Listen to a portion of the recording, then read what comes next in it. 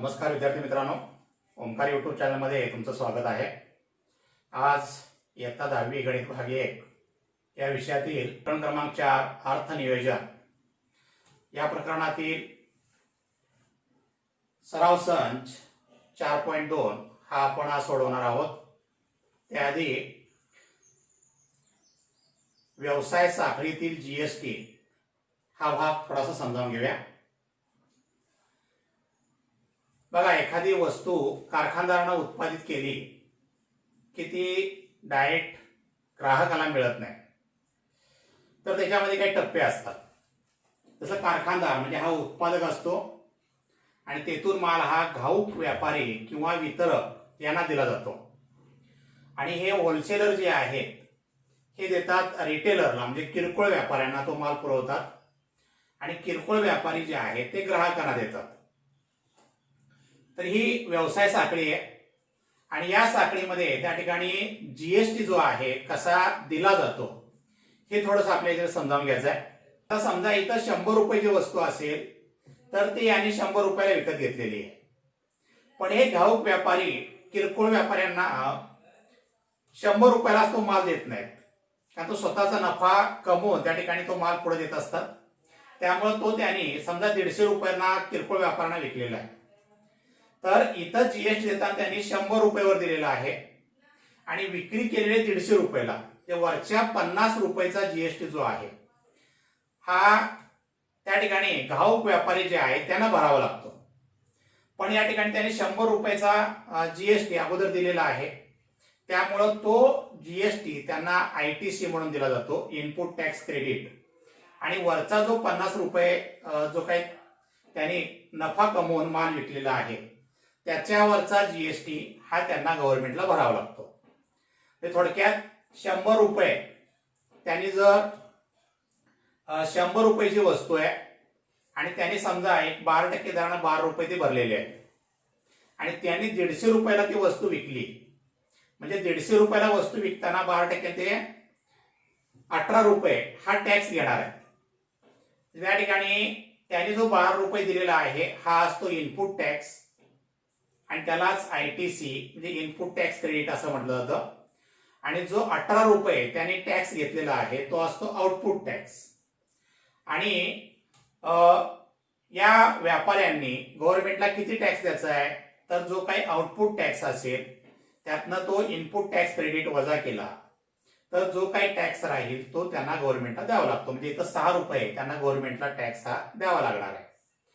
आणि किरकोळ व्यापारी ग्राहकाला तो माल 200 रुपयाला विकणार आहे 50 रुपये नफा कमवून, त्यावेळी त्याने 150 रुपयावर जो टॅक्स भरलाय 18 रुपये हा त्यांचा इनपुट टॅक्स असणार आहे, आणि ग्राहकाकडून त्यांनी जो 200 रुपयाचा टॅक्स घेतलेला आहे 24 रुपये हा त्यांचा आउटपुट टॅक्स असणार आहे। त्या ठिकाणी त्यांना जो त्याचा देय कर आहे तो आउटपुट टॅक्स वजा आयटीसी म्हणजे 24 वजा 18 म्हणजे 6 रुपये यांना सुद्धा गव्हर्नमेंटला टॅक्स भरावा लागतो।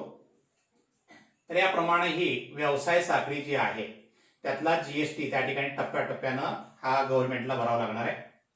आता जे तुम्हाला सांगितलं मी output tax, input tax, ITC, थोडक्यात आपण ते बघूया। आउटपुट टॅक्स म्हणजे काय, तर वस्तू विकताना व्यापाऱ्याने गोळा केलेला कर म्हणजे आउटपुट टॅक्स।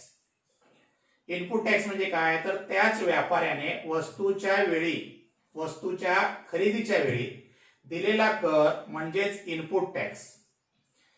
व्यापारी गोळा केलेल्या करातून दिलेल्या कराची वजावट घेतो, त्याला इनपुट टॅक्स क्रेडिट म्हणजे आयटीसी असं म्हटलं जातं। जे इनपुट टॅक्स आहे तोच त्यांचा आयटीसी असणार आहे, आणि देय जीएसटी जो आहे हा असतो आउटपुट टॅक्स वजा इनपुट टॅक्स क्रेडिट आयटीसी। तर या सगळ्यांचा वापर करून त्या ठिकाणी आपल्याला सराव संच 4.2 हा सोडवायचा आहे। हा भाग जरा व्यवस्थित समजावून घ्या। बघा, सराव संच 4.2 मध्ये हे पहिलं उदाहरण आहे।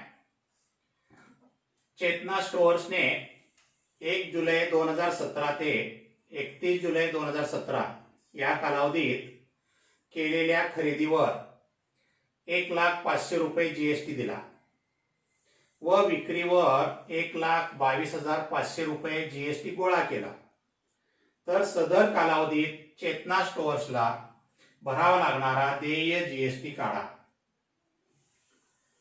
आता यापूर्वी आपण जे इनपुट टॅक्स, आउटपुट टॅक्स, देय जीएसटी याची माहिती घेतली.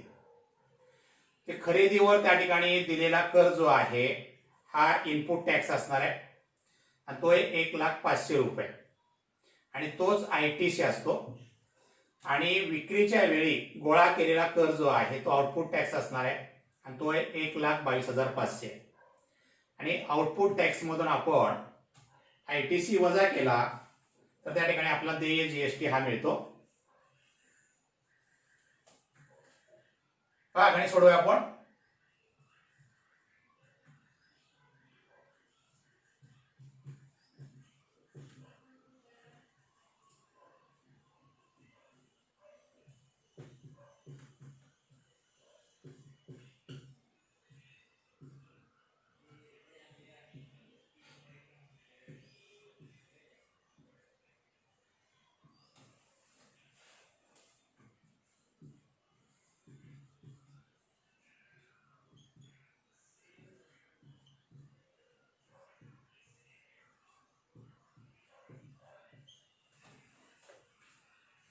बघा, खरेदीला दिलेला टॅक्स जो आहे 1,05,000 रुपये हा इनपुट टॅक्स असणार आहे. चेतना स्टोअर्सचा इनपुट टॅक्स बरोबर रुपये 1,05,000 म्हणून त्यांना मिळणारा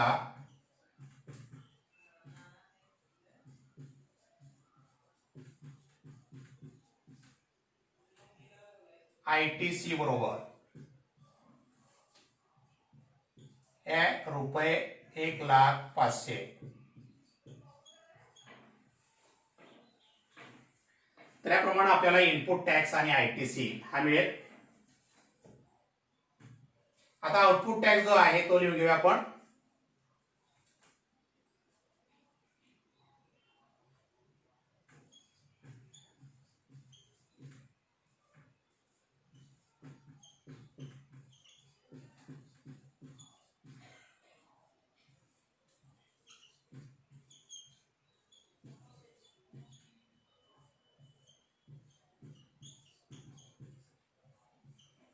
बघा, आउटपुट टॅक्स असणार आहे चेतना स्टोअर्सचा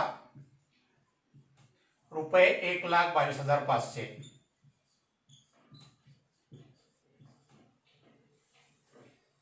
त्याप्रमाणे आपल्याला किमती काढता येतात. इनपुट टॅक्स, आउटपुट टॅक्स आणि आता देय जीएसटी काढूया आपण. म्हणून देय जीएसटी बरोबर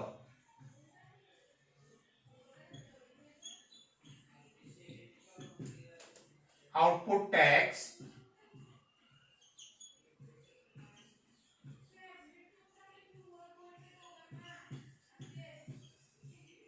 वजा ITC. काय बघा, 1,22,500 वजा 1,05,000. ज्या ठिकाणी आपल्याला हे दोघांची वजाबाकी करून इथं किंमत मिळेल रुपये 22,000.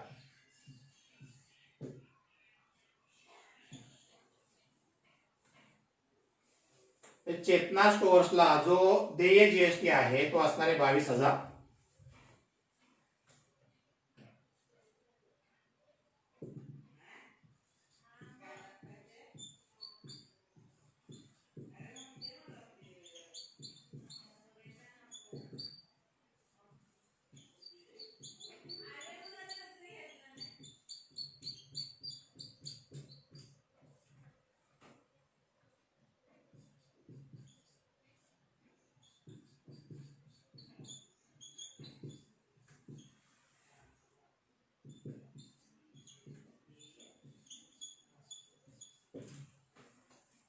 शेवटी उत्तर येते आपल्याला. म्हणून चेतना स्टोअर्सला भरावा लागणारा देय जीएसटी बरोबर रुपये 22,000. तर याप्रमाणे आपल्याला ही उदाहरणं जी आहे ती सोडवता येतात. पहिल्यांदा इनपुट टॅक्स किती आहे तो बघा, ITC काढा, आउटपुट टॅक्स शोधा आणि त्यानंतर देय जीएसटी बरोबर आउटपुट टॅक्स वजा ITC. सूत्र लक्षात ठेवायचे, वजाबाकी केली आपल्याला याचं उत्तर मिळतं. बघा, हे दुसरं उदाहरण आहे. नजमा या जीएसटी कायदा अंतर्गत नोंदणीकृत दुकानाच्या मालकीण आहेत. त्यांनी खरेदीवर एकूण जीएसटी 12,500 रुपये दिला होता व विक्रीवर एकूण जीएसटी 14,750 रुपये गोळा केला आहे. तर त्यांना किती रुपये इनपुट टॅक्स क्रेडिट मिळेल व त्यांचा देय जीएसटी काढा. बघा दादा, त्यांनी खरेदीच्या वेळी जो टॅक्स भरलेला आहे तो असणार आहे इनपुट टॅक्स आणि तोच इनपुट टॅक्स क्रेडिट असतो. आणि विक्रीच्या वेळी गोळा केलेला जो कर आहे तो असणार आहे आउटपुट टॅक्स. त्याच्यावरून देय जीएसटी आपल्याला काढता येईल. बघा, नजमा यांचा इनपुट टॅक्स जो आहे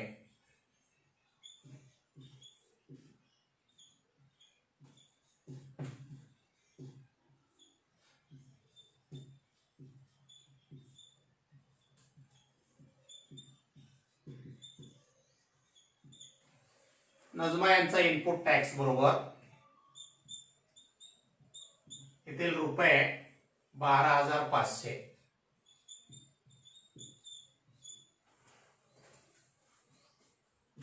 म्हणून त्यांना मिळणारे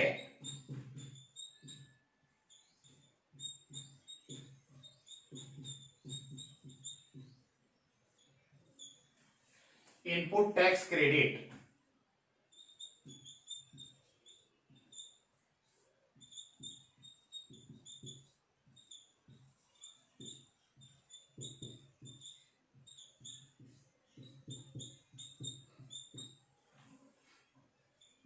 हे एवढंच असेल, रुपये 12,500.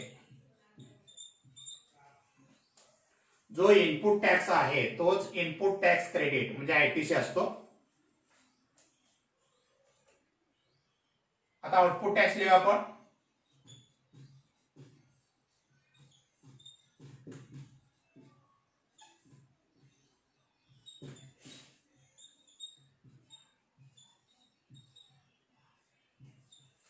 नजमा यांचा आउटपुट टॅक्स बरोबर रुपये, त्यांनी विक्रीवर गोळा केला बघा 14,750.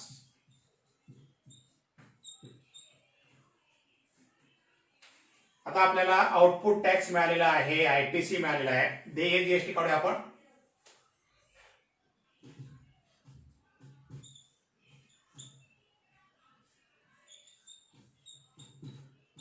इथे देय जीएसटी बरोबर आउटपुट टॅक्स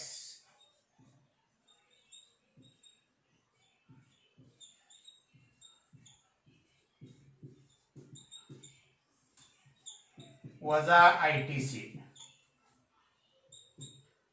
आउटपुट टॅक्स आहे बघा 14,750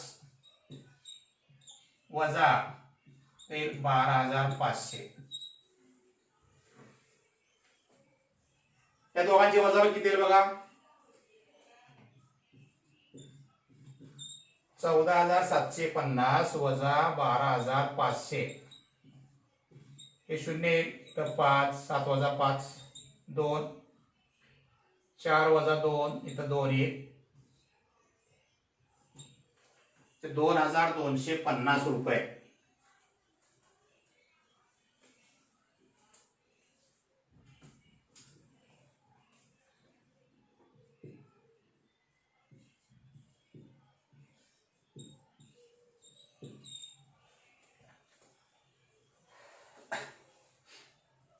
तर याप्रमाणे देय जीएसटी जो आहे हा 2,250 रुपये असणार आहे.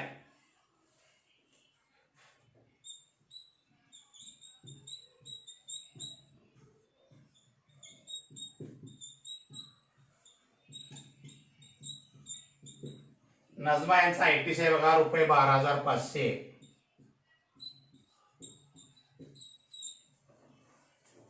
आणि देय जीएसटी असणार आहे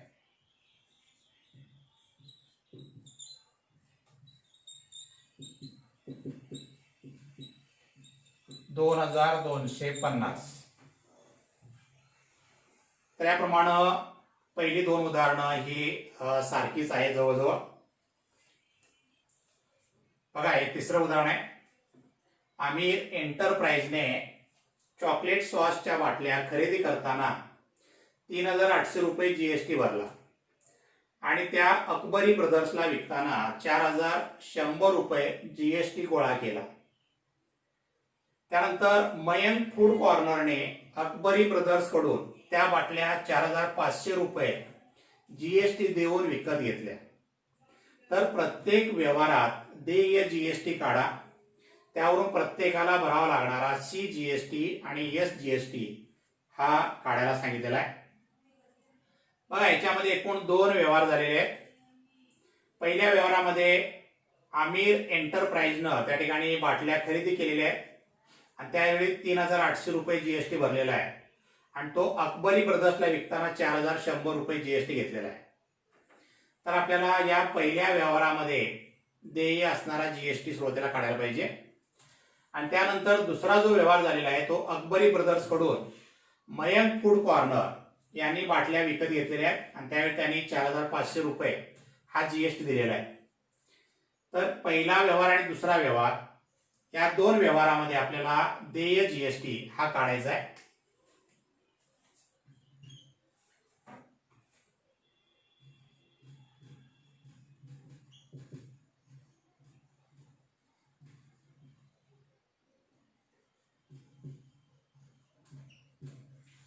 बघा, पहिल्या व्यवहारामध्ये आमिर एंटरप्राइजचा जो इनपुट टॅक्स आहे तो आपण लिहून घेऊया आधी.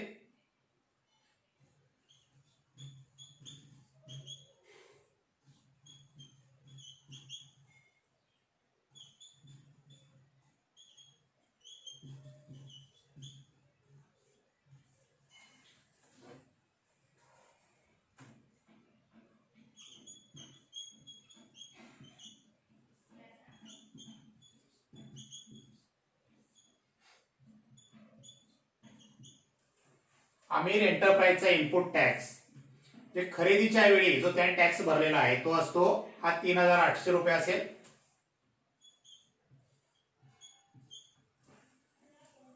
आमिर एंटरप्राइजचा इनपुट टॅक्स आहे 3800 रुपये आणि तोच त्यांना मिळणारा आयटीसी हा असणार आहे.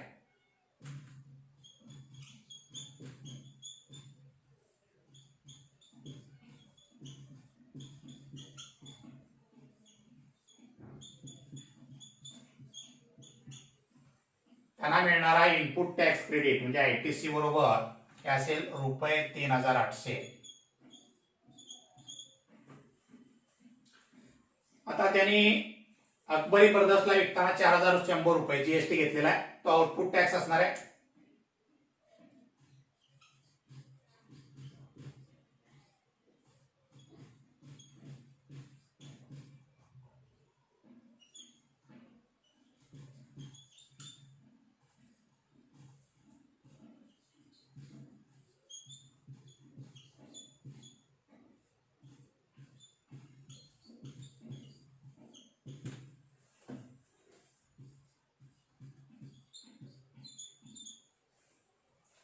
आमिर एंटरप्राइजचा आउटपुट टॅक्स आहे रुपये 4100 आणि म्हणून यांचा देय जीएसटी असेल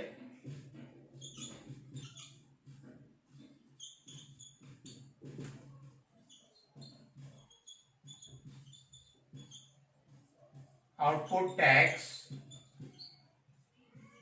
वजा आयटीसी. त्याला 4100 वजा 3800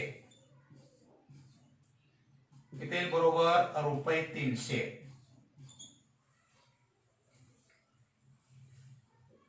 म्हणजे हा आमिर एंटरप्राइजचा जो देय जीएसटी आहे तो आहे 3300 रुपये आणि या 300 मध्ये आपल्याला सी जीएसटी आणि एस जीएसटी काढायचा आहे.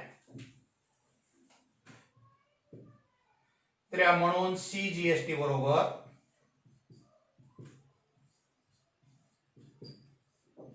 इथे जीएसटी छेद 2 म्हणजे या ठिकाणी 300 छेद 2 इथे मिळेल रुपये 150.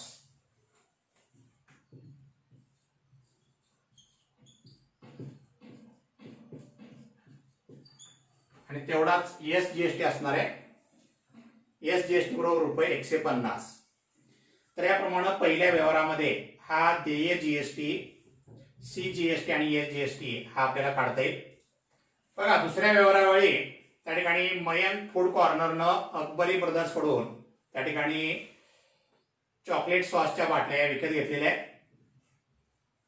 आता अकबरी ब्रदर्सने त्या ठिकाणी आमिर एंटरप्राइजला बाटल्या खरेदी करताना जो टॅक्स दिलेला आहे तो 4100 आहे आणि तो असणार आहे अकबरी ब्रदर्सचा इनपुट टॅक्स.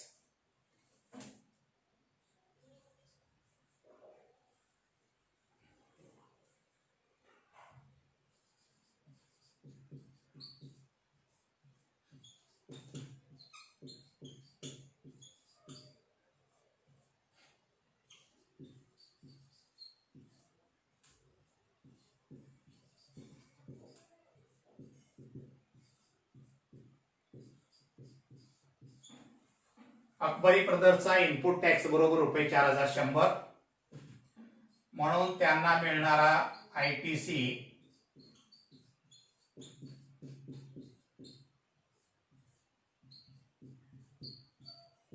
हा असणार आहे रुपये 4100.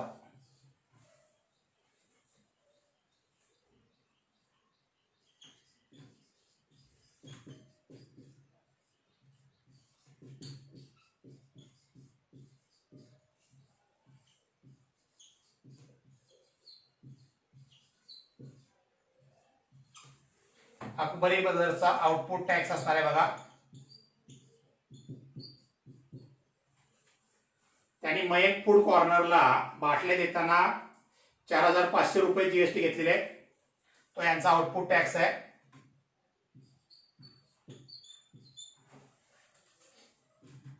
म्हणून त्यांचा जो देय जीएसटी आहे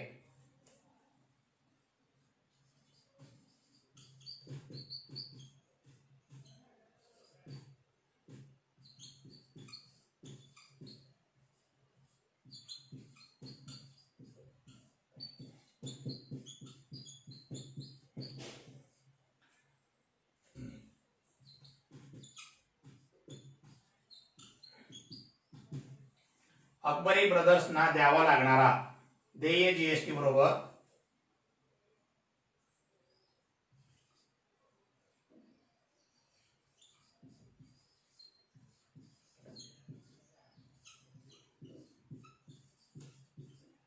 आउटपुट टॅक्स वजा ITC. इथे 4500 वजा 4100 म्हणजे या ठिकाणी त्यांचा जो देय जीएसटी आहे तो असणार आहे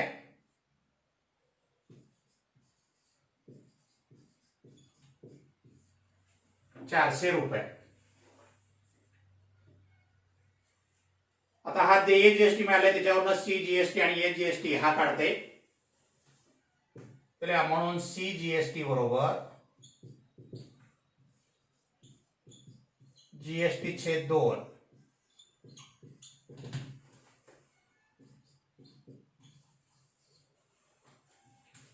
या ठिकाणी 400 छेद 2 आपल्याला 200 रुपये हा CGST मिळेल.